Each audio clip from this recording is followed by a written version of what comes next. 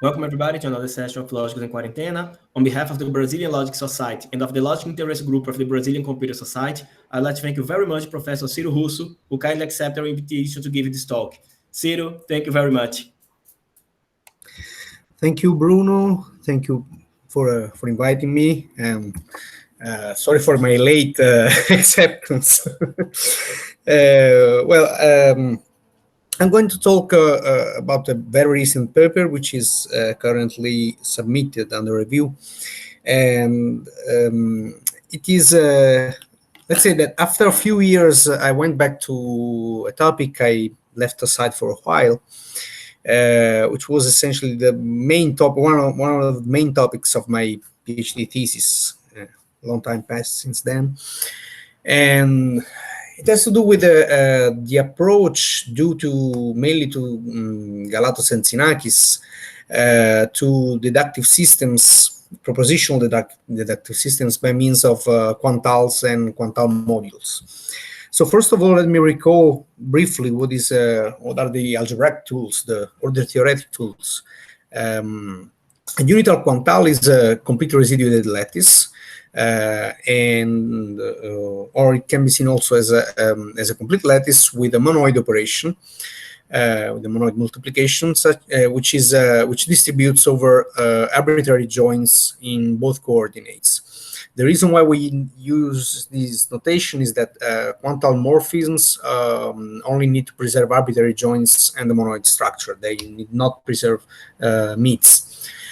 And since they have this, let's say, ring-like appearance, it is natural to define a concept of module, of quantale module.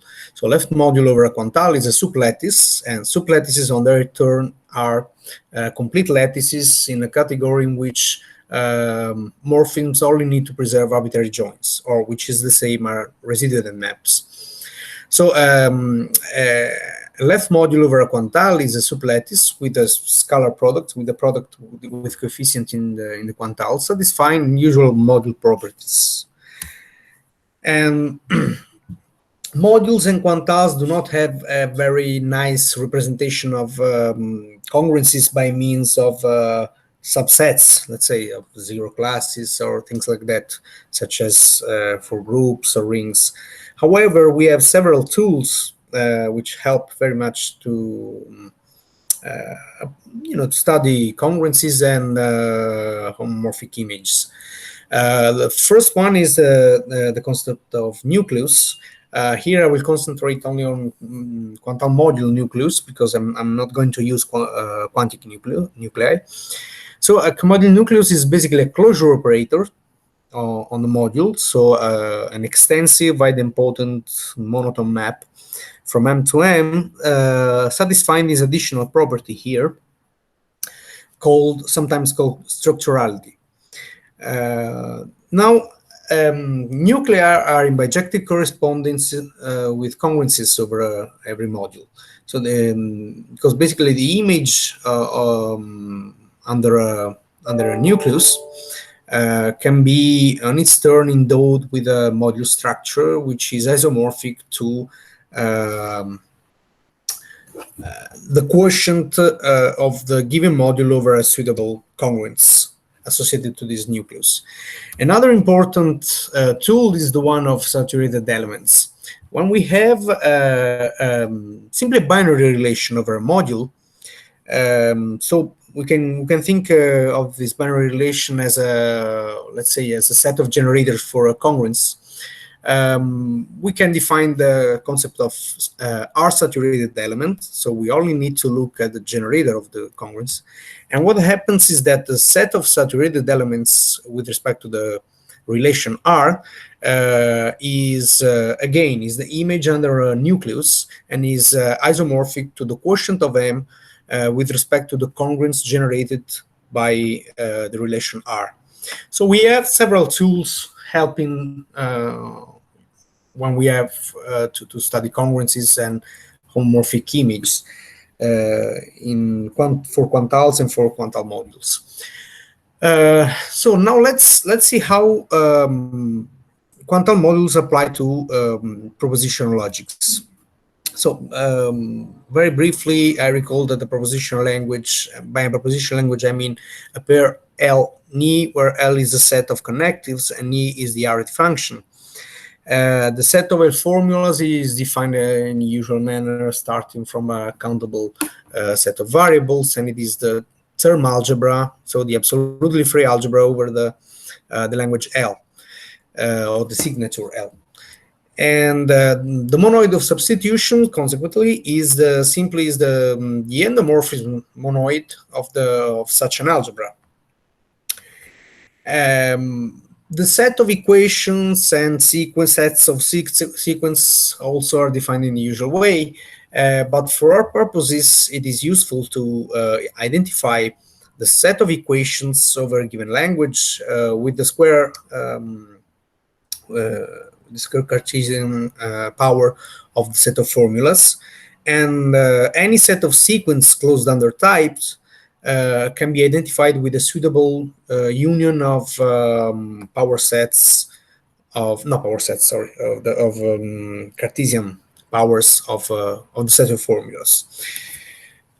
And what is a propositional logic? Well, propositional logic is a pair D, where D is called the domain and can be any the set of formulas, the set of equations, or any set of sequence closed under type, and an entailment relation. I will always use will always talk about domain of a system, because whatever I'm going to say apply indifferently to Hilbert-style systems, equational systems, and Gensen-style systems. For our purposes, there's absolutely no differences among them. And the entailment relation is defined this way. It is a binary relation on the power set of the domain, satisfying this condition, these four conditions. Classically, you will find probably most often the entailment relation defined as a subset of the power set of D times D. But this definition is absolutely equivalent. So we can think here on what is on the left-hand side of the entailment relation. So the premises can be considered as the conjunction of them. So all the premises entails, and on the right-hand side also. So each of the elements of the set appearing on the right-hand side is entailed by the set on the right-hand side, on the left-hand side. So it is absolutely equivalent to the classical definition of a propositional logic. And well, so the approach that Galatos and Tsinakis proposed in 2009 starts from the very well-known and classical approach to consequence relations by means of consequence operators. Consequence operator classically is just a closure operator on the power set of the domain. And there is quite a literature using consequence operators, but such representation is not really satisfactory because first of all, because not every closure operator is induced by a consequence relation. And on the other hand, and possibly more importantly, a closure operator or consequence operator doesn't say anything about the language at hand. So whatever happens in terms of substitution, in terms of the language of the connectives of the system, cannot be captured by consequence operators. So what did they do was to observe that if we consider the again the consequence operator, we can first of all we can think of the power set of the domain with arbitrary union as a left module over a quantale. What is the quantale? The quantale is the power set of the monoid of substitutions with obviously defined operations. And the action also is pretty obvious, so that if we take a set of substitutions and a subset of the domain, The action is simply the result of the action is just the set of each of the substitutions in sigma applied to each of the elements of the set phi. Okay, so with this approach, P of D is P sigma L module, and every consequence operator, so every consequence relation defines a nucleus. But differently from the consequence operator, from any closure operator, there is a bijective correspondence between nuclei over the power set of D with union and substitution invariant consequence relations on the same power set. So we really have a better representation of consequence relations. And well, in their paper, they were mainly interested in the problem of comparing systems. So in situations like algebrizability or things like that, in which we have an interpretation of a system into the other one. And it is well known that when we have representation or an interpretation of a system into another, then we have naturally an embedding or an isomorphism, depending on the property of the interpretation, between the lattices of theories. With this approach, first of all, let me observe that lattices of theories become module of theories. So they're not anymore only lattices or sublattices, they're modules over, because they are homomorphic images over of P of D. Let me see if no, I didn't say it here. Okay. Well, and they were able to prove that the converse is true. So if we have an embedding or an isomorphism between the modules of theories of two systems, then it is necessarily induced by an interpretation between them. Eventually, I started working on this topic exactly with the idea of extending these results to the case of systems over different languages. So in order to extend to the different language case, we need to introduce the concept of language translation. And here I emphasize the word language. I don't use only translation, but language translation, because very often in the literature, translation is used as a synonym of interpretation. So it's something that has to do with deductive part of the system. In my case, this language translation is just a combinatorial stuff. It's a map defined recursively on from the set of formulas and then extended to the others, to the one of formulas over the other language. And well, it induces a quantal morphism between the quantals of substitutions. So this is already a first indication that the approach by means of quantals and quantal modules is able also to capture at least partially, we don't know up to which point, what happens with the language. Actually, it captures quite a lot. We also have,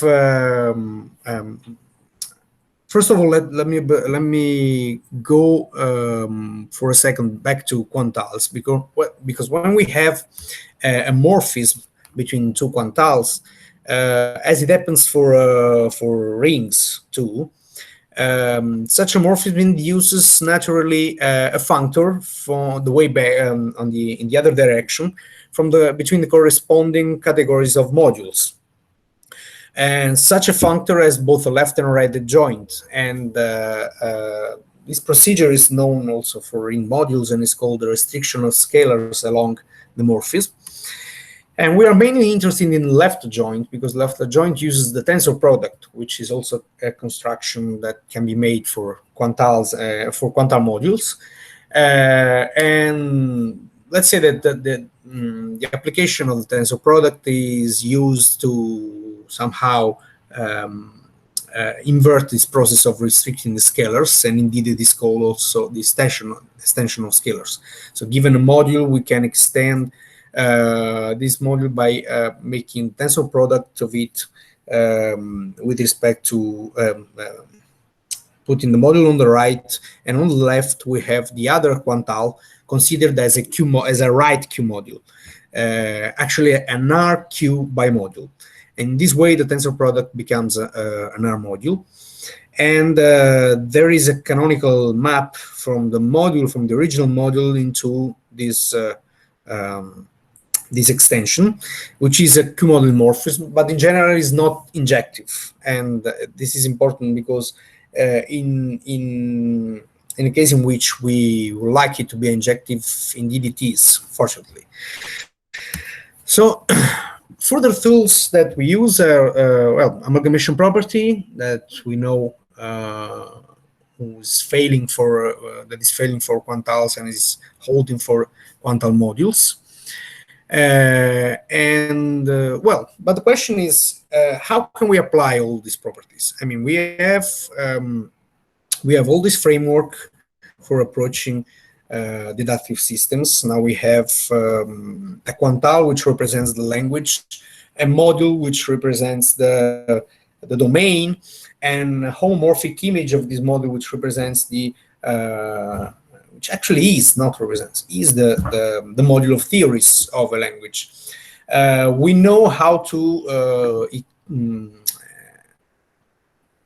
it works for interpreting systems one into another, but we have many other tools, and that's why I went back to work on this topic. Let me see, there was somebody saying. Ciro would like questions by now or at the end? As you wish. It's indifferent for me. So, Petrúcio? If you don't bother, I want to make a question. Is the following: you said that the quantales represent the language. Yes. Which kind of language? Because you have that infinite operation of join. Well, the quantal. Let me show you. The quantal basically is the power set of it's here. Is the power set of the monoid of substitutions over the given language. So here, when we have Q and R, for example, Q will be the power set of the monoid of substitution over one language, and R will be the same over another language. So here, the union, the infinite union, is just it's just union. I mean, it doesn't. I don't know how to explain that. The quantal is not. It does represent the language. In which sense? In the sense that it is the power set of the monoid of substitution. So whatever happens between two languages, in this case, for example, whenever we have a translation, then we will have a quantal morphism, and we also have a characterization of all quantal morphisms between quantals of this type induced by a translation. So you are representing the language, but not corresponding to the language. Am I right? It does not is the language. No, it is not the language. It represents the language. I mean, it is how to say? It takes care of the language. Let's say. Okay. Okay. Thank you very much. What? So, what can we do here? First of all, briefly on the amalgamation of languages and expansion of languages. So, you know that we know that the amalgamation property holds for quantal modules, but not for quantals, because it is intimately connected to the failure of the amalgamation property for monoids. However, if we consider a propositional language with a common fragment, Indeed, they're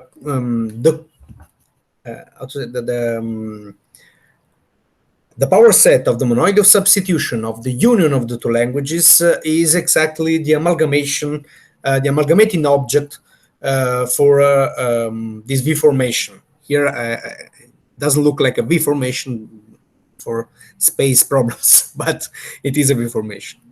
Well, and this can be extended to other cases too. I mean, we don't need L to be exactly a fragment. Unfortunately, it doesn't work for any translation, for any pair of translations here, but for some special kind of translation it works. Well, but I'm mostly interested in the deductive part. So let us take another situation. Let us assume that we have a language L and an expansion of L, let's say L1. So automatically we have a quantale embedding associated to the inclusion map. And let us consider a deductive system over the language L. Gamma will be its associated nucleus, and TH will be the modulo of theories. So can we extend the consequence relation entails to a domain, to the same domain, but on the bigger language, on L1, in such a way that all the deductive apparatus of the initial system is preserved? Indeed, we can. If we consider the tensor product, so the expansion of the scalars, the procedure I showed a few slides before, such a well, the first isomorphism here is pretty trivial. I mean, the power set of the formulas over L1 is isomorphic to this tensor product here, and therefore we can extend it to any domain. But actually, we have that there exists a consequence relation on the power set of D1. So the D1 here is the domain of the same type of D, but on the bigger language, on L1. So we have a consequence relation on the power set of D1 was P sigma L1 modulo of theories is isomorphic to the tensor product of P sigma L1 with the initial modulo of theories. And moreover, the mapping I mentioned earlier, sending each theory here phi to the tensor identity tensor phi, in this case is actually an embedding. So here we have a sup sublattice or a sup submodule of the modulo of theories, which is isomorphic to the initial modulo of theories. So we are able to preserve all the initial system inside the new system, to recover the initial system inside the one with the expanded language. Now let's move to the problem of coproducts and amalgamation. So assume that we have two deductive systems, and we want to somehow merge, to embed them into a bigger system, in which both of the deduction or the deductive apparatus, the deductive machinery of them is fully represented. So I have to introduce some notations here. It will be quite heavy notations, but it's necessary. So assume that we have two languages. We have two deductive systems each for each of the two languages. Here we only assume that the deductive system, they have the same type of domain, so they're both of formulas, of both of equations of, or both of sequence closed under the same types.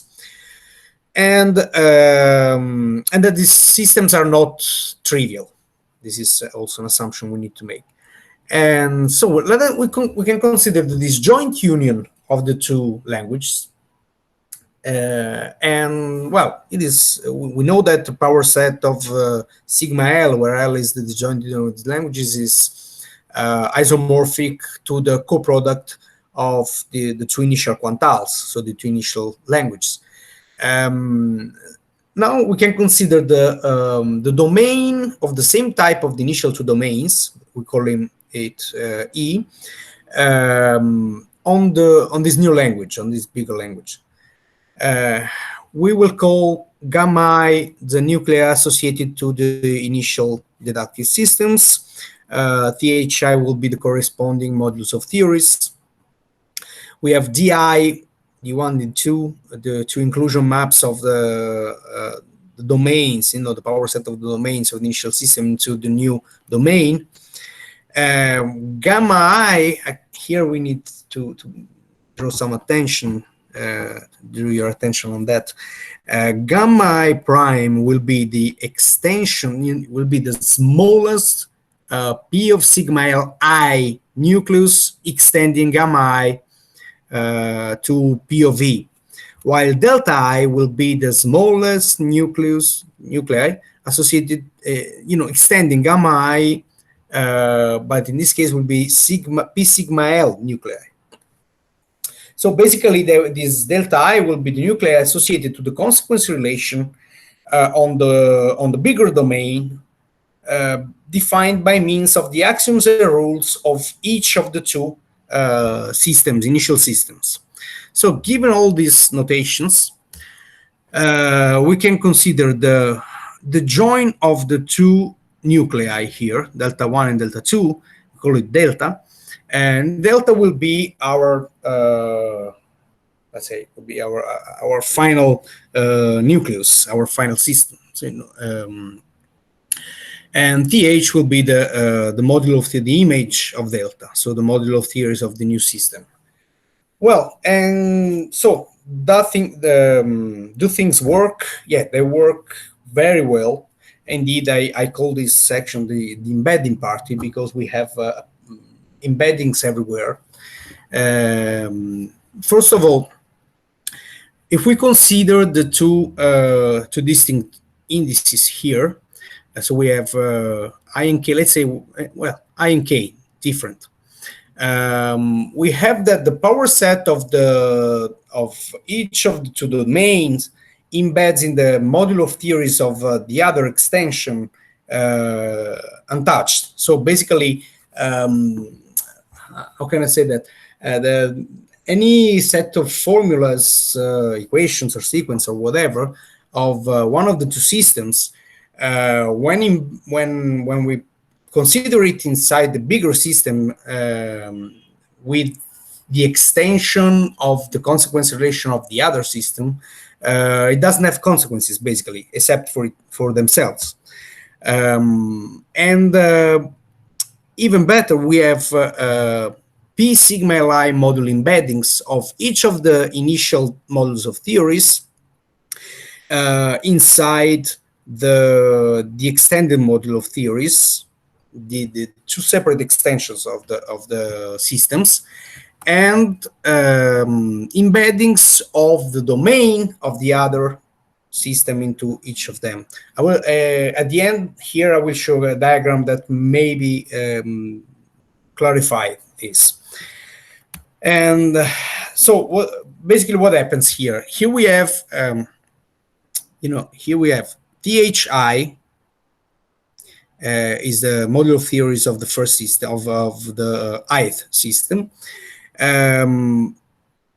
which go each element of each theory of the initial system can be mapped into the theory, into its theory of the its extension into the larger system.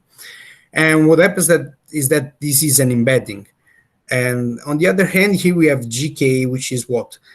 We take just a subset of a domain, the kth domain, and we send it to its consequences under the other extension. And essentially here nothing happens. I mean, here you will find only phi itself plus the theorems of the system. And how does it work? Well, for each theory of, let us fix, instead of I here, let us fix one. So for any theory of the first system, we have that this theory coincides with gamma prime of phi, and coincides with delta I of phi intersection with the domain, with the first domain, you know. And so for let's say, if we consider here, there's a typo here.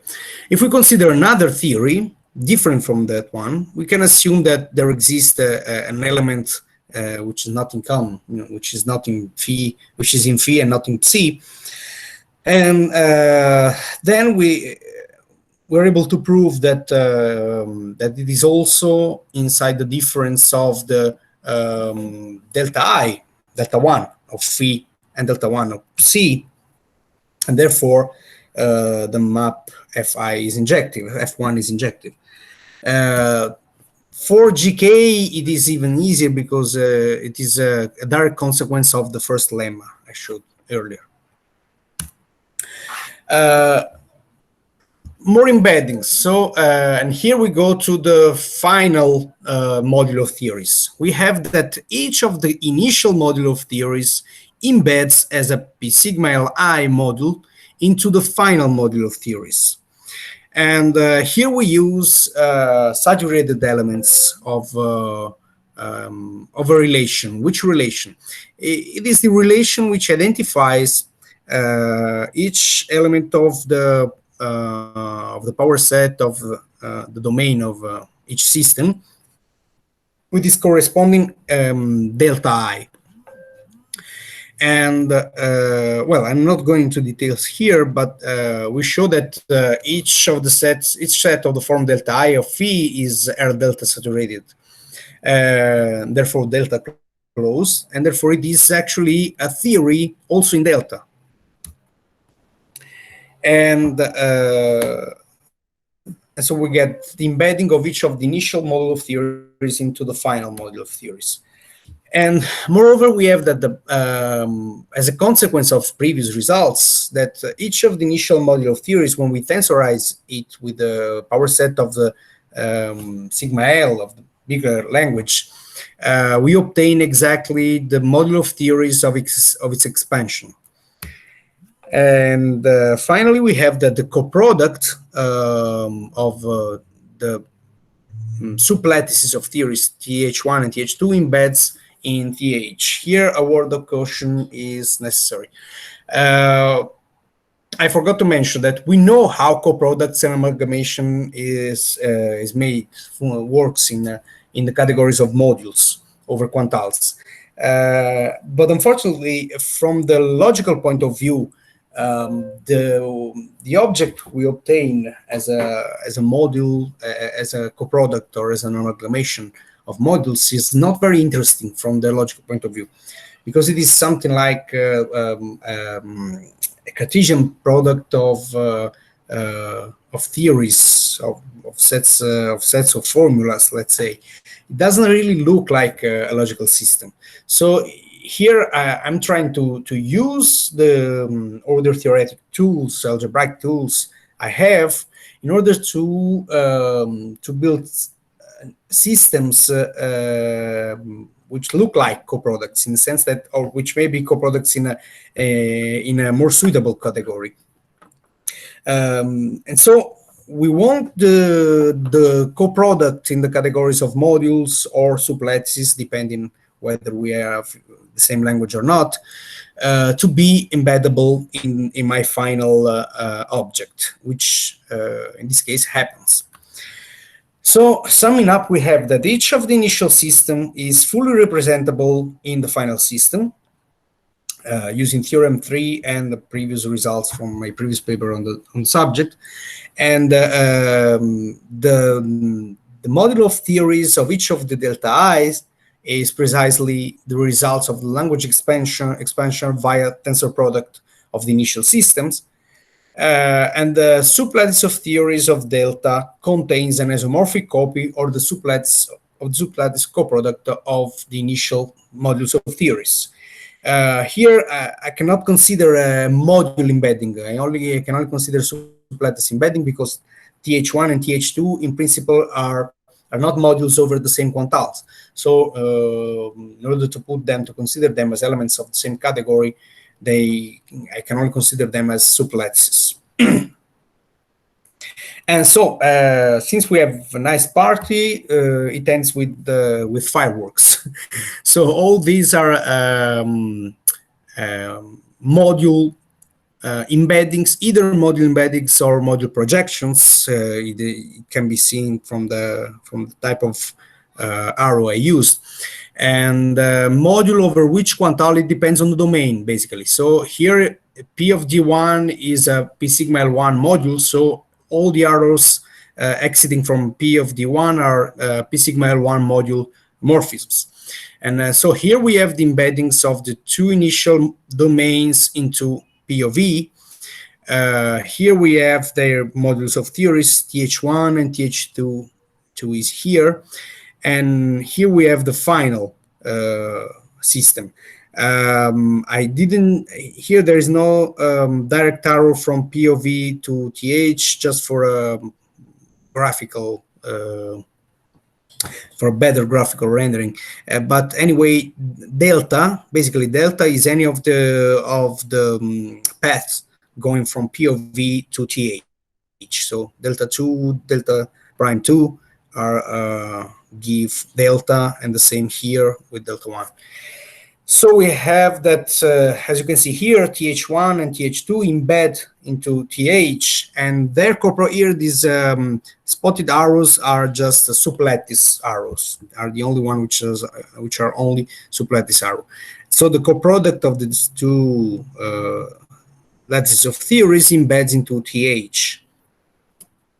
So far, so good. So why not move into amalgamation and see whether things work as well. So with the same notations of the previous section, we had one more language, M, and one more deductive system, C entails beta on M, again of the same type of the two initial systems, D1 and D2.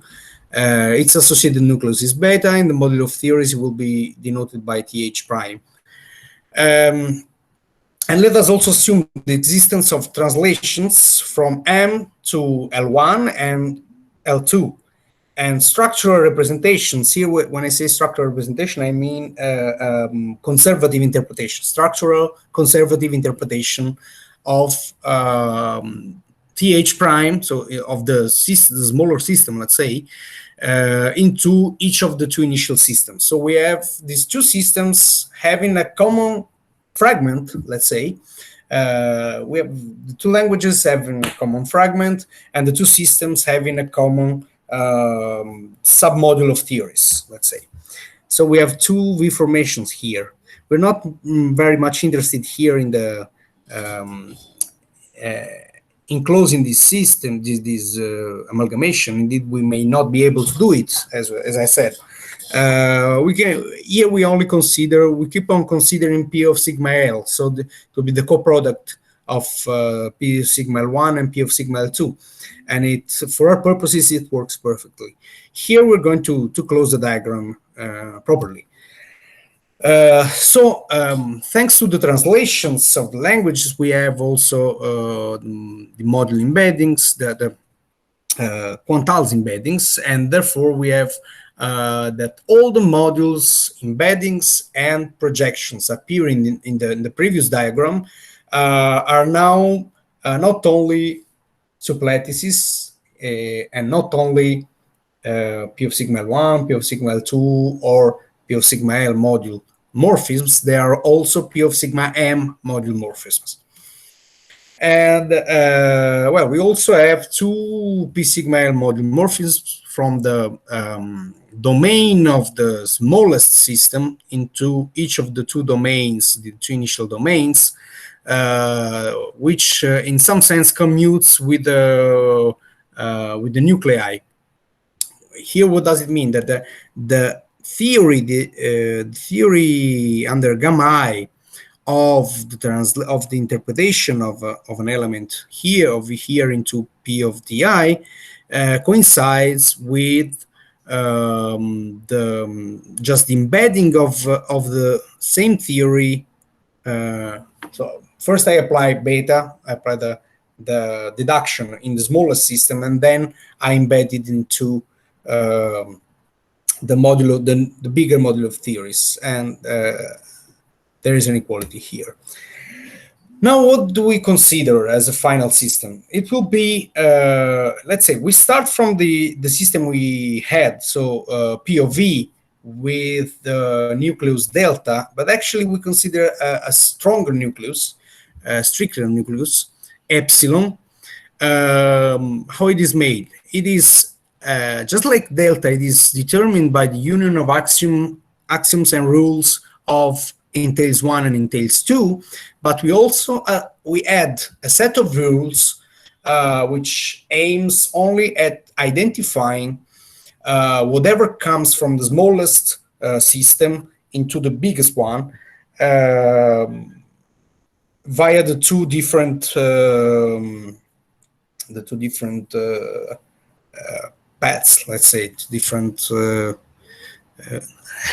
so the word is not coming to mind. Two different ways, let's say, no? Left and right. We need to identify things coming from the smallest system to the biggest system from the two different ways. And this is what this set of rules theta will do. So we can consider, we shall call zeta the nucleus determined by theta, and epsilon I will be the join of the delta I of the previous section with zeta, and epsilon will be delta join zeta, or which is the same, delta 1 join delta 2 join zeta, or again, which is the same, epsilon 1 join epsilon 2. And here we have the amalgamation party, because things keep on working very well. First of all, we have P sigma Li module embeddings of each of the initial module of theories, the TH1 and TH2, into TH epsilon I. So basically, these rules we added didn't touch what they were not supposed to touch. And there exists also P sigma Li module embeddings of the initial module of theories, Ti, into the final module of theories, Th epsilon. And of course, the smaller system embeds in all of them, so it is preserved everywhere here. And there exists also a P sigma module nucleus, zeta 1 and zeta 2, zeta 1, let's say, zeta I, on P sigma L tensor Thi, such that the theories of epsilon I is the module of theories of epsilon I is isomorphic to this tensor product, modified out to the image under this nucleus of this tensor product.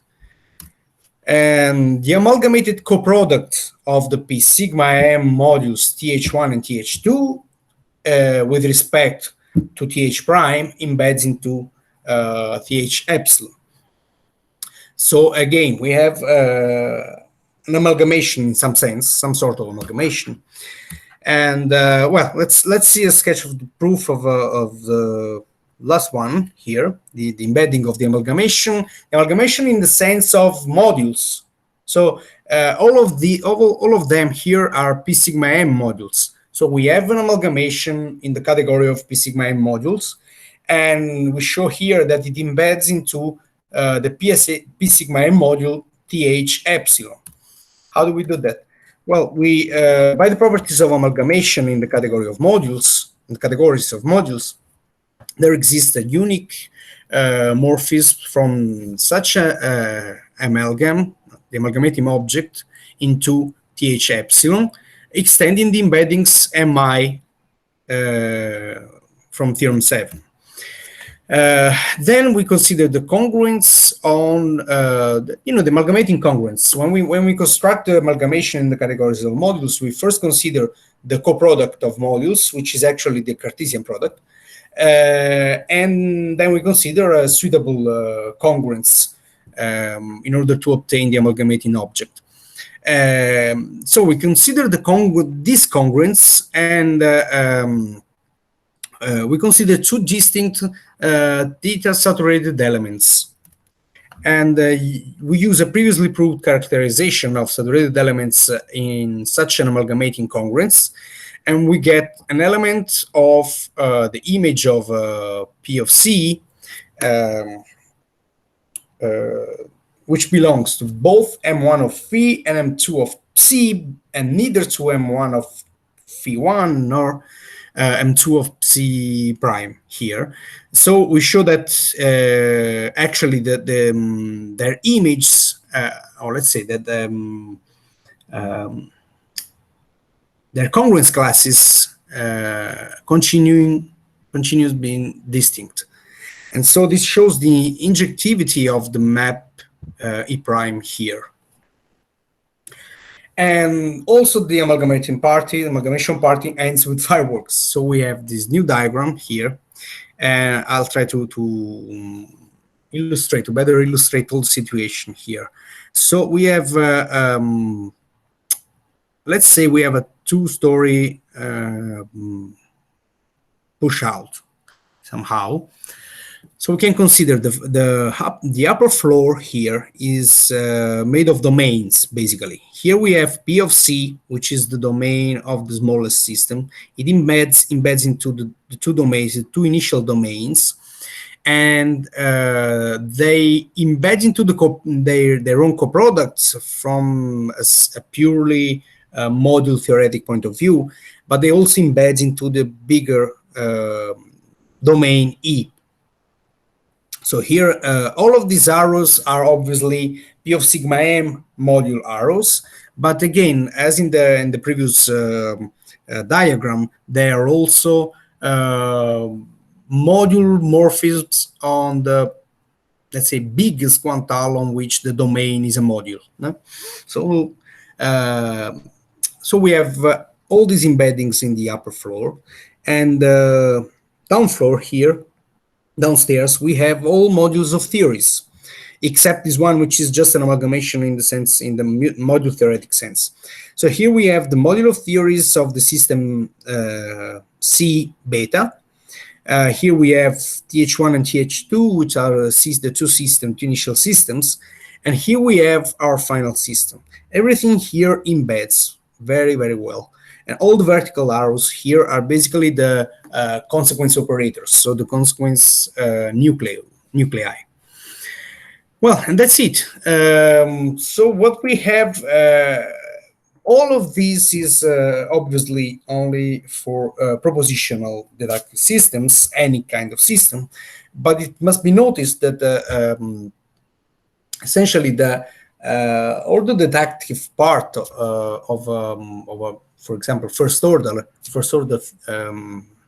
logic, first order system works just like the propositional case. So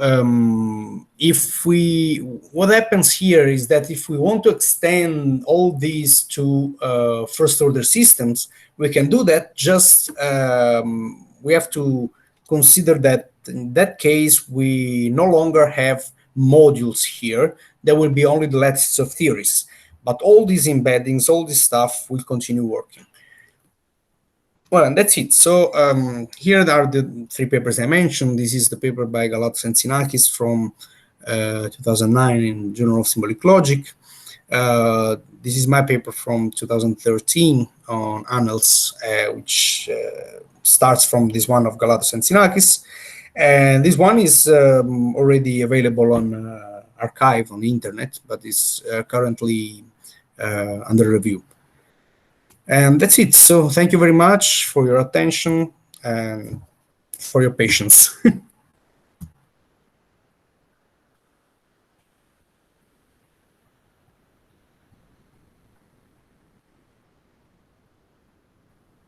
Hello? Hello? I think that Bruno... Well, thank you very much, Ciro.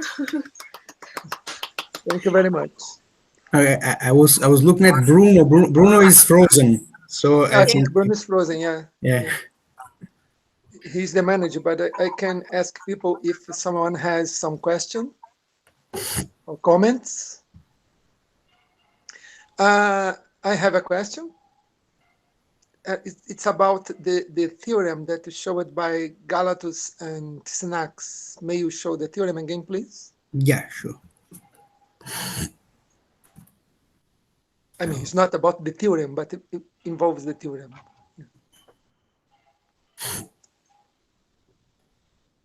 Here. So the theorem is an equivalence, and you mentioned that they were able to prove the converse of the result. No. What I said, what I was saying is that yeah, the theorem is an equivalence, but one of the two parts is well known. That's it. So Yeah. So they were prove the able to converse. prove Yeah. they were able to prove the if part. The only if part is trivial. Let's say. So they were able to prove the if part. Okay. I could not follow exactly your presentation in seeing how your results are equivalence, because as far as could see, they are just one side of the implications. No. Which one? Your results. I mean, you said that you are going to generalize this result. Oh no. And I could not find the equivalence that you... No, actually, no. The extension of this result is in the previous paper. So Okay. maybe I didn't pronounce it correctly. I wanted to say that Oh, no, of course, I started working on this stuff in 2000 something 7, I think 5, when this paper was still unpublished yet. And well, the first thing I did was to extend this, but I didn't mention the results here in this presentation. This is some totally new stuff. What I present today doesn't have much to do with this initial result by Galatos and Tsinakis. This result here was extended extended to the different language case in the paper of 2013. Okay. And contemplating first-order logic as well, or not? No, again, whatever has been done so far with this approach has only to do with propositional logics. Also, because basically the efficiency of the module, the nucleus, the idea of nucleus, using nucleus for representing the consequence relation, has to do with the substitutions. So in first order logic, you have substitution, but they are let's say the word substitution has a totally different meaning in first order logic. In propositional logic, the good thing here is that the quantale of substitutions is really able to somehow take care of the language, in the sense that we have a language translation, we will have a modal morphism. We have a modal morphism, and a modal, sorry, a quantale morphism. We have a quantale morphism under certain some additional hypotheses. We can build concretely a translation, the translation which induces that quantale morphism. But the language, the main difference between propositional logic and first order logic is the meaning of the word language. In propositional logic, the language is only the connectives, so it only has to do with the deductive part. While in first order logic, you have you have language, you have the logical part of language and the proper language made of predicates and so on. All the deductive part of it can be extended, can be used, let's say, in first order logic. So you take these results, you take the language, you take your system, you consider a suitable language in order to contemplate, in order to consider what you're starting from, and you are sure, you can be sure that the resulting deduction it takes care of the initial ones. Is doesn't still works. Let's say the initial systems are embeddable in the new one, so you are not introducing let's say deductions that were not possible in initially. I hope I was clear. I don't know whether I was clear. Hi. No, I don't think it's very clear to me yet, because, are you saying that the result is trivial to extend to first order, or you're saying, no, we cannot, we can only do it for specific sub cases? Okay, I'll try to be as clear as possible. I mean, it is impossible to state a general result in like this one for any first order system.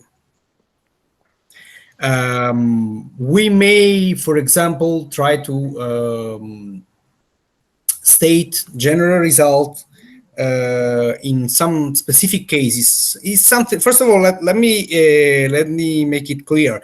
I didn't touch yet the first order case. So what happens? But I already know more or less how it works. What happens is that we cannot state a general result like this, in the sense that when if you have, as I said, if you have a first order systems, you have predicates which needed to be interpreted in some model and so on.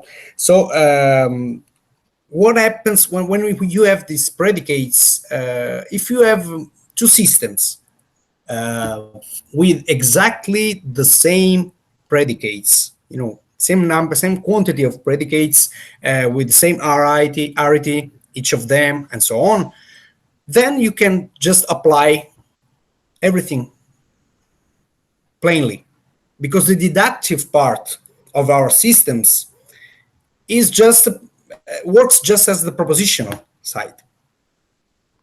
So it works. If you want to state a general result like this one, it's basically impossible, because you have to take care of any possible language, any possible set of predicates, of functional symbols, and so on. And of course, it becomes really. I wouldn't even know how to enunciate it. The problem is not proving, but enunciating. So can you say that it will work for second order logic too? Well, I didn't think general semantics, because we have the same deductive system. Basically, yes, because all these embeddings essentially are saying that that